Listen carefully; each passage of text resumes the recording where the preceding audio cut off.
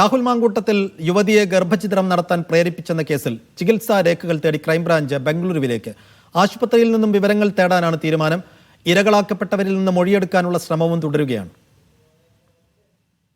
ബംഗളൂരുവിലെ ആശുപത്രിയിലെത്തിയാണ് യുവതികൾ ഗർഭഛിദ്രം നടത്തിയെന്നാണ് ക്രൈംബ്രാഞ്ചിന് ലഭിച്ചിരിക്കുന്ന വിവരം. ഈ സാഹചര്യത്തിലാണ് ആശുപത്രിയിൽ നിന്ന് നേരിട്ട് വിവരം തേടാൻ അന്വേഷണ സംഘം തീരുമാനിച്ചത്. നോട്ടീസ് നൽകി രേഖകൾ ശേഖരിക്കും. ഓണാവധിക്ക് ശേഷമാകും സംഘം ബംഗളൂരുവിലേക്ക് തിരിക്കുക.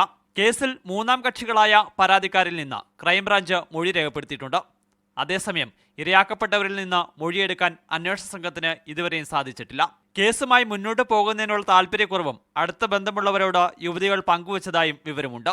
ഈ സാഹചര്യത്തിൽ സംഭവവുമായി നേരിട്ട് ബന്ധമില്ലാത്തവരുടെ പരാതിയുടെ അടിസ്ഥാനത്തിൽ മാത്രം അന്വേഷണം നടത്തി റിപ്പോർട്ട് സമർപ്പിക്കേണ്ടി വരും ക്രൈംബ്രാഞ്ചിന്.